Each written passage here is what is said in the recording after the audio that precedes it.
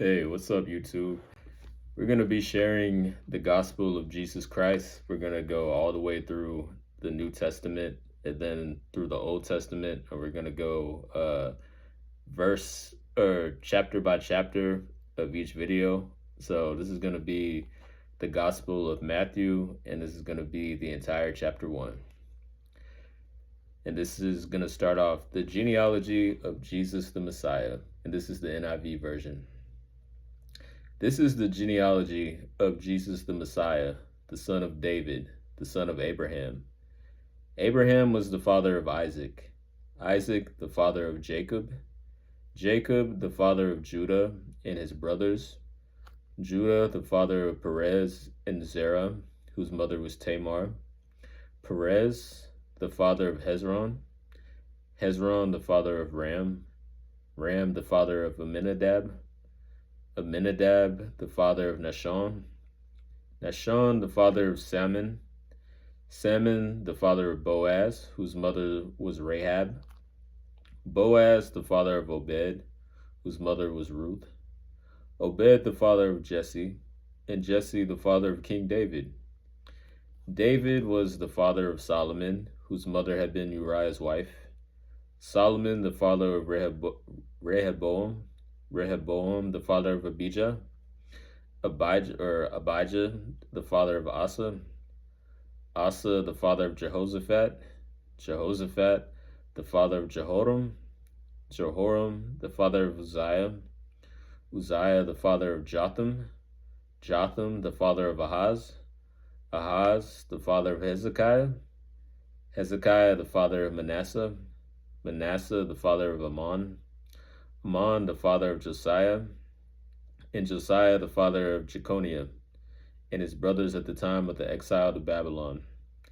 After the exile to Babylon, Jeconiah was the father of Shealtiel, Shealtiel the father of Zerubbabel, Zerubbabel the father of Abihud, Abihud the father of Eliakim, Eliakim the father of Azor, Azor the father of Zadok, Zadok the father of Achim, Achim the father of Elihud, Elihud the father of Eleazar, Eleazar the father of Mathan, Mathan the father of Jacob, and Jacob the father of Joseph, the husband of Mary, and Mary was the mother of Jesus, who is called the Messiah. Thus, there were 14 generations in all from Abraham to David, 14 from David to the exile to Babylon, and 14 from the exile of the Messiah. So as you can see so far, and that's just through verse 17, they kept, we have records of basically the entire family line of Jesus Christ, and you can see that he's descended from David. Now, verse 18 is going to be about, this next part is going to be about Joseph accepting Jesus as his son. So verse 18, this is how the birth of Jesus the Messiah came about. His mother Mary was pledged to be married to Joseph, but before they came together, she was found to be pregnant through the Holy Spirit. Because Joseph, her husband, was faithful to the law and yet did not want to expose her to public disgrace, he had in mind to divorce her quietly.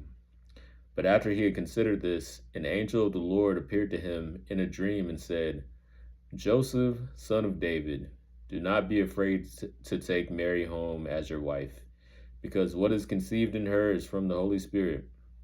She will give birth to a son, and you are to give him the name Jesus, because he will save his people from their sins. All this took place to fulfill what the Lord had said through the prophet. The virgin will conceive and give birth to a son, and they will call him Emmanuel, which means God with us. When Joseph woke up, he did what the angel of the Lord had commanded him and took Mary home as his wife. But he did not consummate their marriage until she gave birth to a son, and he gave him the name Jesus.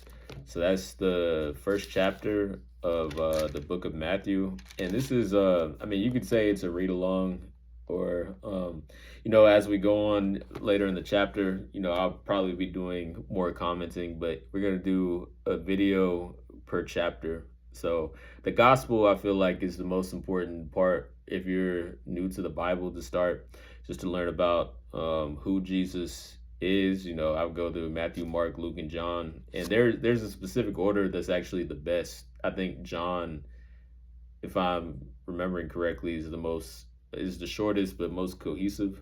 But you can Google the order that's good if you're new to the Bible. But I would recommend the four Gospels, then reading Psalms and Proverbs for general wisdom, then going through the New Testament and then flipping to the Old, and you'll see how the entire Bible and the history of the world comes together. But that was Matthew chapter 1. We'll be back with some more Bible readings in the future. God bless all of you. Love y'all.